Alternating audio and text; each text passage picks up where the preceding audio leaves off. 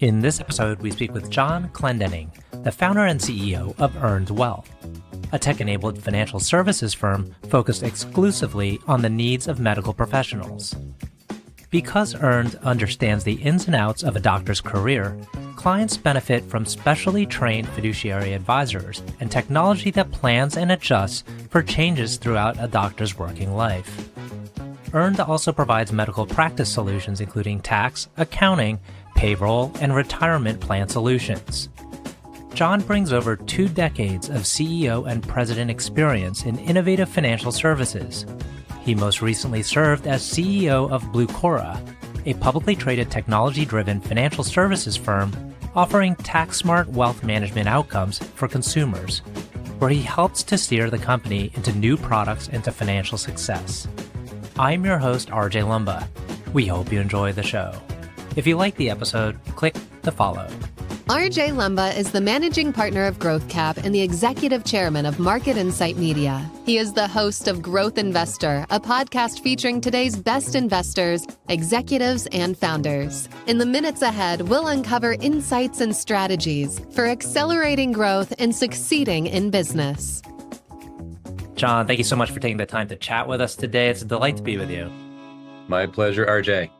So the first question I have for you, looking at your illustrious career in building businesses, particularly in the wealth space, was why start another business? You could have easily retired, gone off into the sunset, done other things. Why start another company? Well, look, I've got a few more laps in me to go around the track, that's for sure. But the main motivation was this.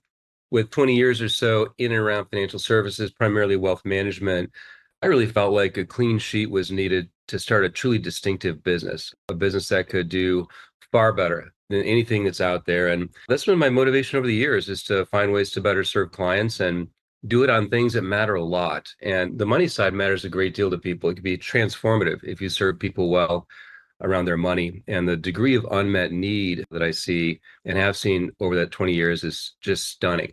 So just a super strong motivation to build something that would be a lot better for the client. Yeah, there's a couple interesting things happening also with the market that you serve, which is these healthcare professionals and physicians.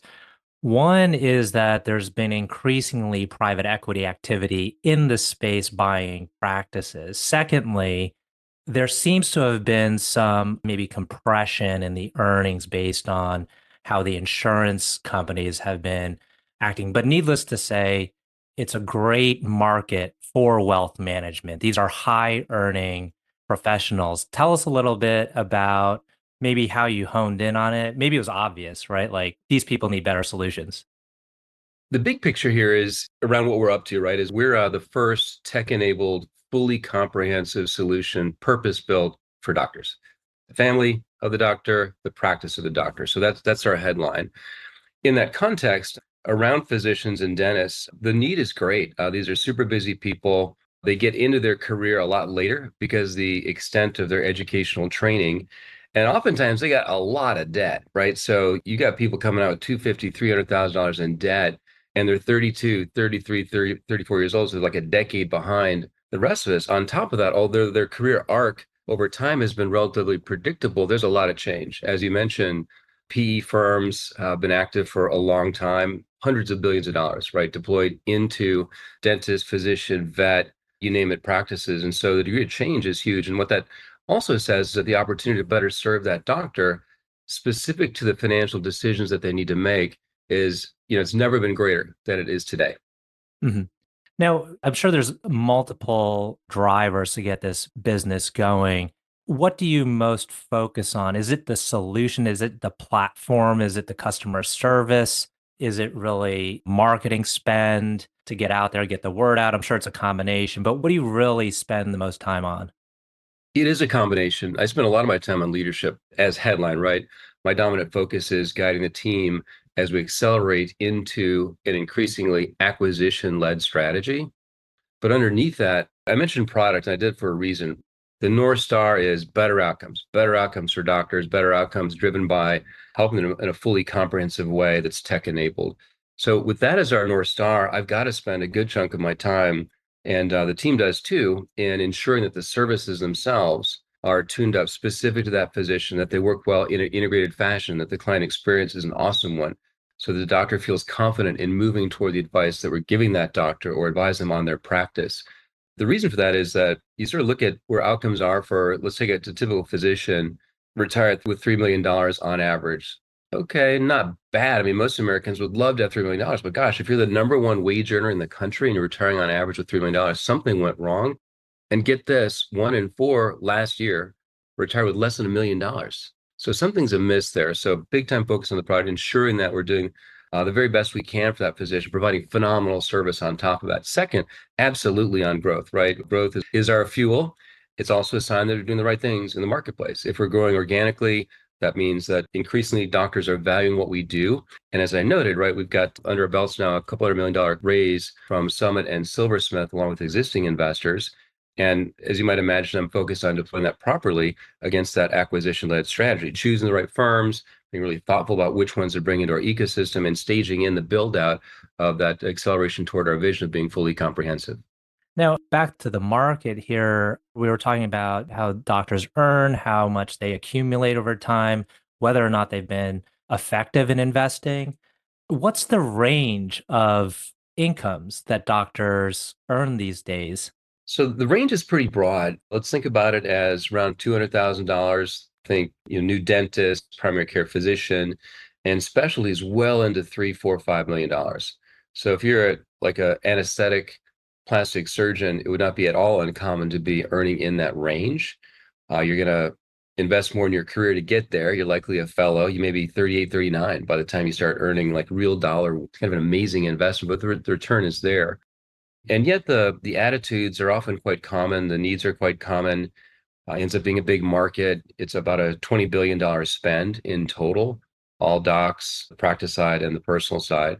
But you see that sort of big range, and yet we've been able to track in a really diverse set of doctors. We're about 50% physicians, 50% dentists, in practice, employee, all stages of the career. And it's that singular focus on the doctor cuts through around that initial conversation. Like, why would I work with Earned Wealth? Is, well, they get me because I'm a doctor.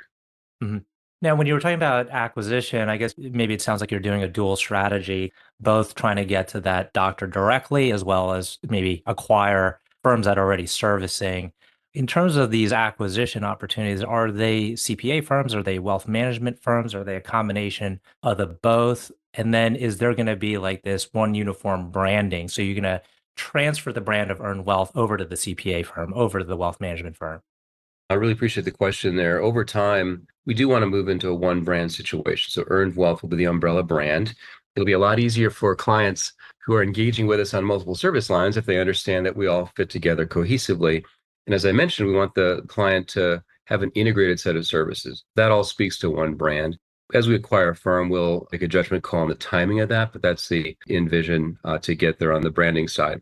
In terms of the strategy, it truly is a distinctive strategy when you combine first going after doctor focused businesses, and then second, understanding that we're also interested in different service lines. As you mentioned, investment companies, RIAs, tax planning and preparation, insurance brokers, specialty providers.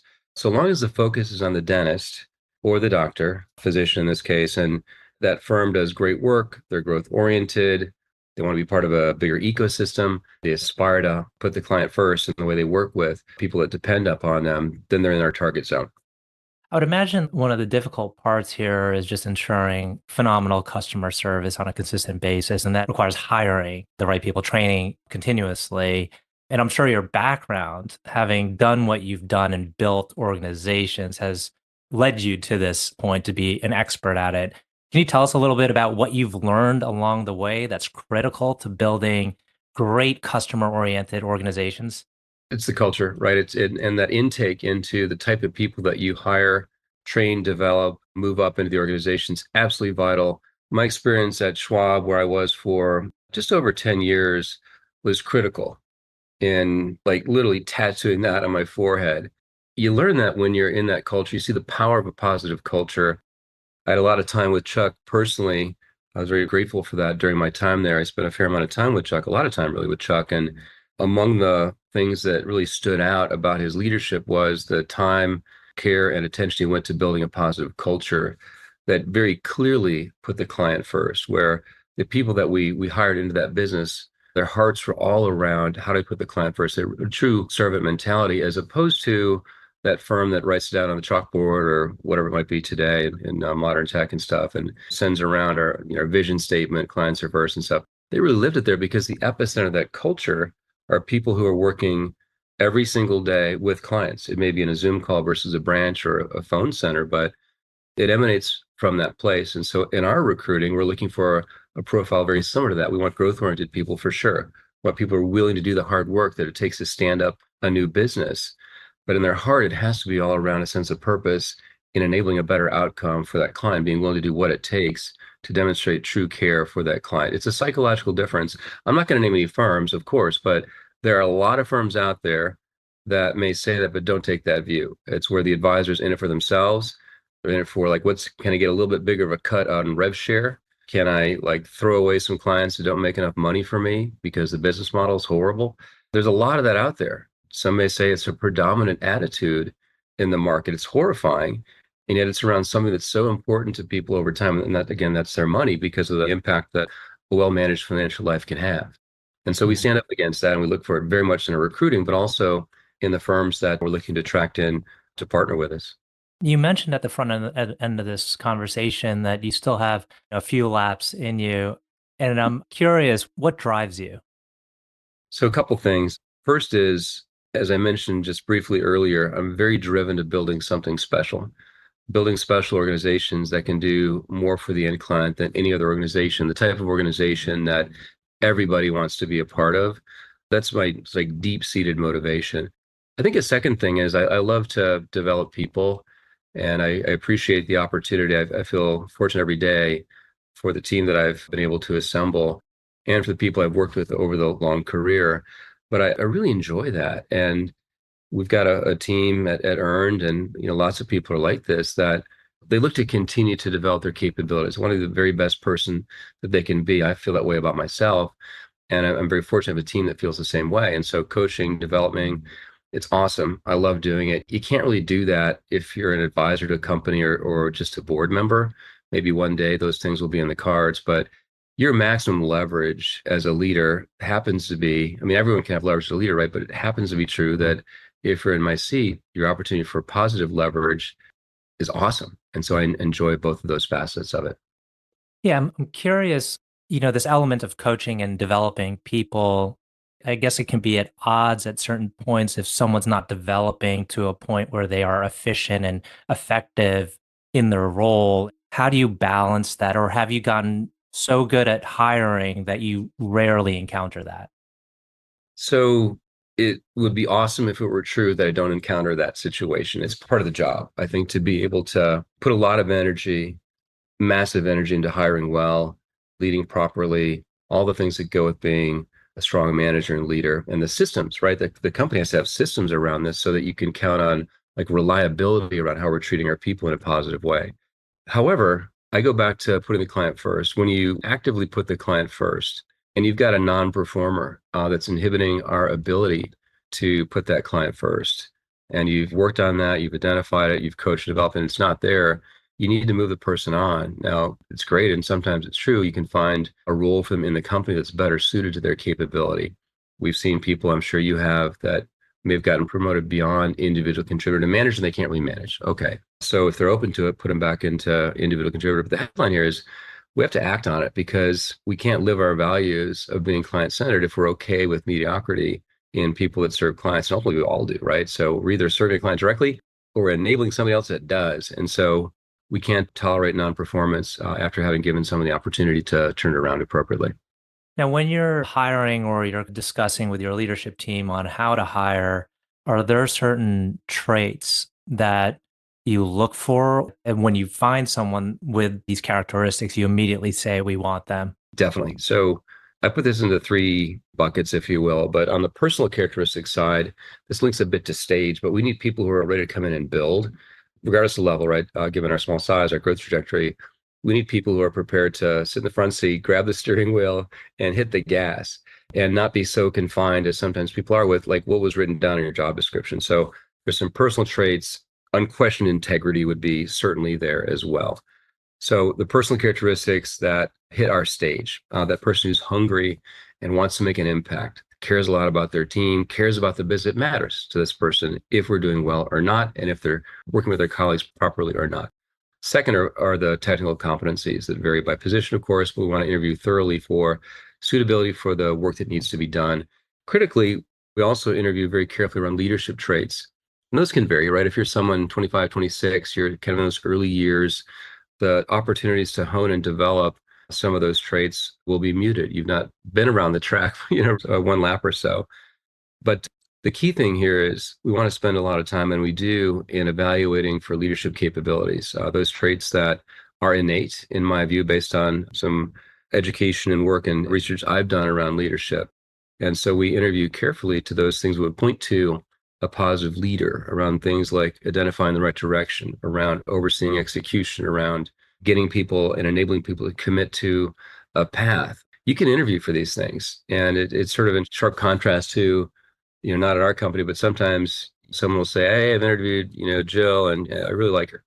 Like, well, tell me more. Well, she's awesome. Like, why?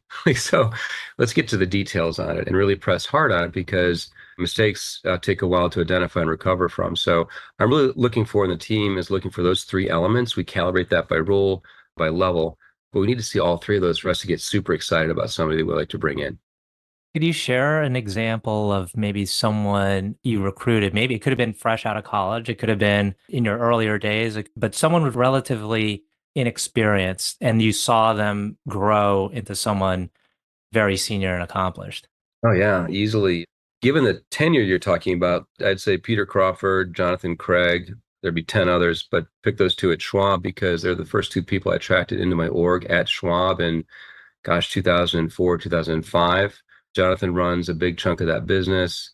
Peter Crawford was CFO for a long stretch of time. And you can tell I'm getting excited about talking about them because they're such wonderful people.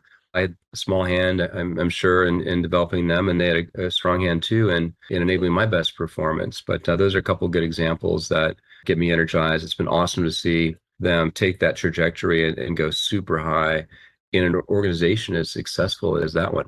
Hmm. Do you always show signs of being a leader yourself growing up? Was it apparent to you? Were you self-aware and saying like, yeah, one day I'm going to be a corporate leader?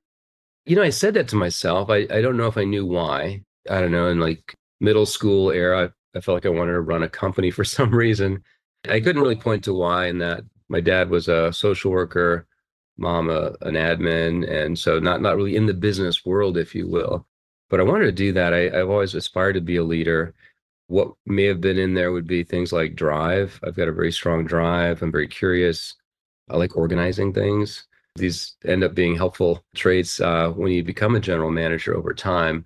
And as mentioned too, I'm sure you took this away. I'm looking for impact and positive impact. And when you're in a leader role, I mean, anyone can have that impact, right? I mean, some of the best impact I've seen are people that are directly working with a client in a tough situation. Like, talk about high leverage impact. Rubber hits the road right there.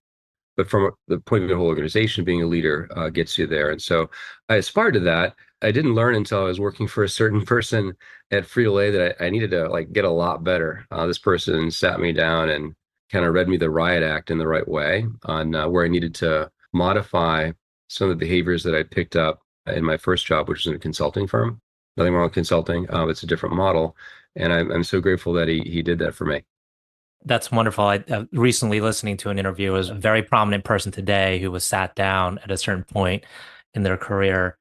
Switching gears a little bit, we talked about capital, and you've raised a significant amount of capital. You're still kind of a young company. How did you decide on kind of the amount of capital to take in? I mean, you recently brought in a couple $100 million. Yeah, we've brought in a couple of $1 million, and the guideline for us, or the guiding principle, really was, let's build a thesis first. Let's get alignment with awesome investors coming in alongside current. Let's work together to figure out what's the amount of capital that we're going to need to prosecute that strategy. We could go higher over time. I'm sure we can secure that if our success points to it, but that's the sort of capital we need to hit our goals over a 4 or 5 year period. And we didn't want to go light on that. It's a big thesis we're prosecuting here.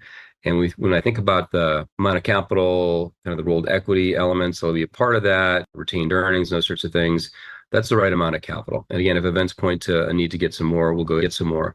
We've got awesome people coming in on top of the existing investors. So I'm confident if things play out that way, we can get some more. You have two of the best kind of growth investors out there. Maybe could you share with us some insight into why you decided on Silversmith and Summit?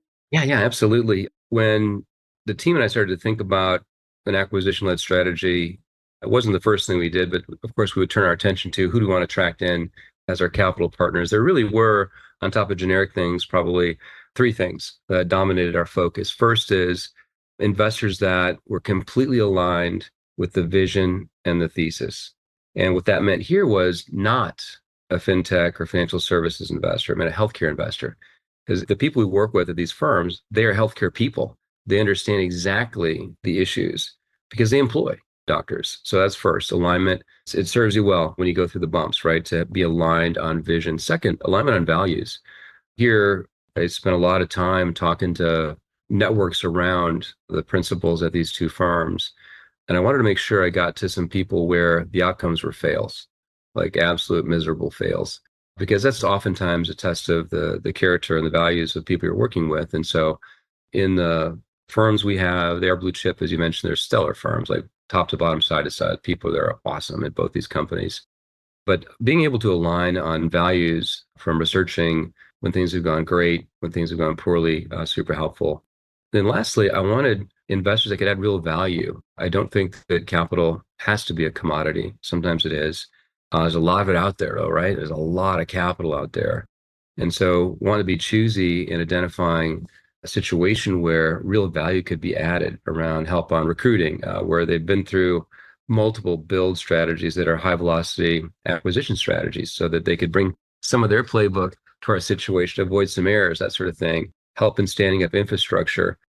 I think on top of that, too, they've been partners who understand the role of management. So they're not like in my shoes, but if I got to hand one of these guys or one of their team members an oar, they're going to grab the oar and they're going to start rowing with me. And that's exactly the sort of partner that I want.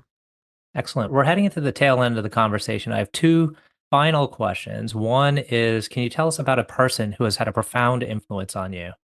I've been so fortunate with the people I've been around. I think like Chuck Schwab at Schwab, Walt Bettinger there, Don Knaus, PepsiCo, Coca-Cola. If I had to pick one, I'll choose Don Knaus here. So Don still active, he's a board member now, but he was my first like operating boss, if you will, outside of consulting. He's the guy that sat me down, and later was CEO and chair of Clorox Company. So I choose Don because in that moment where he's like re-educating me coming out of consulting into the real world, one of the things he said to me in that conversation was, look, John, if you want to get the most out of people, they need to know that you care about them. And it really hit me. Not that I didn't care about people, but I was spending my time like heat seeking missile. Here's the work plan. Here's our goals. We're going to do it in half the time that's expected, and we're going to do more than ever. Like we're going to overage. That excited me. It didn't excite anybody else. And so he really brought to me a thought around kind of that arm around the shoulder type of leader, cares about people, but makes it visible that you care in actions and behaviors. And in that moment where he sat me down and said a few things to me, it changed my leadership entirely and my thought process around leadership. And he did that because he cared about me, right? He cared about me so much. He was honest with me. I have a feeling that if what he had to say was, you don't belong here, he didn't say that. But if he had to say that, it would have come from the right place. Instead, he said, this is how you need to fix what you're doing. And this is what I'm seeing about you. So I very much appreciated that. He's that person where you may disagree with him. He welcomes debate, but you know that you can trust him. You know his integrity is completely not questioned at all. You know he's going to do the right thing, and he's going to tell you how it is. And on top of that, he has all the toolkit around leading companies and stuff. But really made a big difference. And again, lots and lots of great leaders. Every place I've worked, there have been awesome people. Every single place, there's been plenty. But that was so early in the career, and it made such a difference in the path I was on. Choose Don. Excellent. Last question. Can you tell us about a charity, cause, or other endeavor that you're passionate about? Yeah, Feed the Children. That's an awesome charity. I'm on the board there. It's based a little north of here in Oklahoma. I'm in Dallas mostly. We serve people in the US and around the globe. Organization's awesome. Talk about people committed to helping their fellow man. So I feel very fortunate that guy that I work with at the current company, Mike Hogan, identified that as a board opportunity for me. He's the chair there. I just love everything about that operation. And at some level, right, what could be more important than feeding people? And that's what they do. Wonderful. We'll put a link in the show notes to Feed the Children. John, want to thank you again for taking the time to chat with us today. This has been a wonderful conversation. Awesome, RJ. Pleasure's mine. Thanks a ton.